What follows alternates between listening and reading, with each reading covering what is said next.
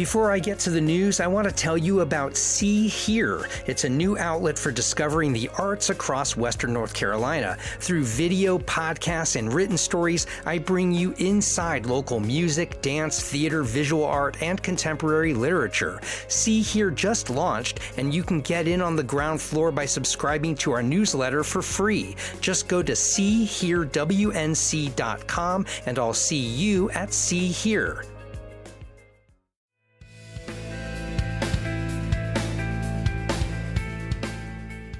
Wake up, Asheville. I'm Matt Peiken, and this is your local newscast for Wednesday, July 29th. A North Carolina judge has cleared the way for the state's lawsuit against HCA Healthcare over Mission Hospital to move toward trial. Business Court Judge Juliana Earp denied most of HCA's request to dismiss the case, allowing claims about emergency and cancer services to proceed. Attorney General Jeff Jackson alleges HCA failed to uphold commitments made when it bought Mission Health in 2019, including maintaining services through at least 2029 and adequately staffing the emergency department. Jackson said, quote, HCA threw every argument against the wall to try to get this case thrown out, but they didn't stick. The ruling doesn't decide the case, but sets up a trial. Read more at 828 News Now. An advisory committee is urging UNC Asheville to drop its plans for a large stadium on its South Campus property, known locally as The Woods. Instead, the group recommends focusing on student housing and overall campus livability with what it calls landscape and nature-sensitive development. Co-chair Peter Heckman says the committee gathered input from about 2,700 people and prioritized housing and low-key gathering spaces over what he described as a dominating stadium proposal. University leaders had already indicated they were moving on from their initial interest in constructing a soccer stadium. The university could begin seeking development partners within 6 to 12 months, pending board approvals. Read more in the Citizen Times.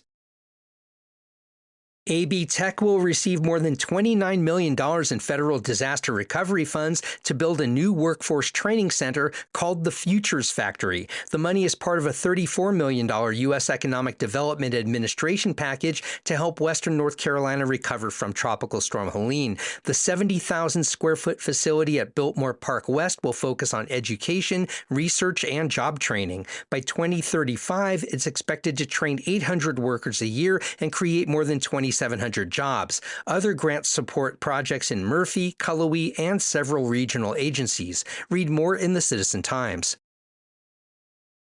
Two UNC Asheville chemistry and biochemistry professors have received a $505,000 federal grant to advance antibiotic research.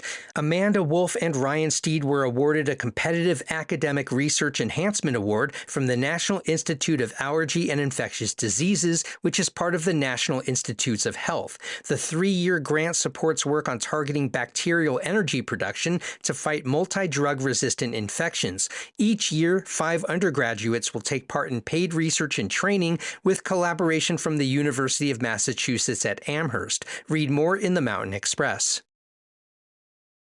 And a licensed wildlife rehabilitator in West Asheville is facing charges after 5 baby raccoons in her care were seized and euthanized by the North Carolina Wildlife Resources Commission. Michelle Cole says she rescued the animals last fall and vaccinated them, including one she nursed back to health after a severe injury. But state law bars rehabilitators from holding rabies vector species, including raccoons, for more than 24 hours in Buncombe County. The agency says the animals were held unlawfully and euthanized under rabies prevention guidance. The investigation is ongoing. We have a link in our show notes to the full article from the North Carolina news publication Cardinal and Pine.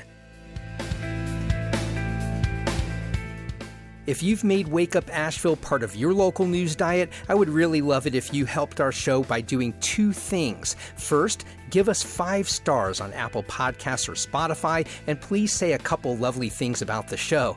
And second, please share Wake Up Asheville with friends and family. They'll love you for it. Till next time, I'm Matt Peiken. Thanks so much for waking up to Wake Up Asheville.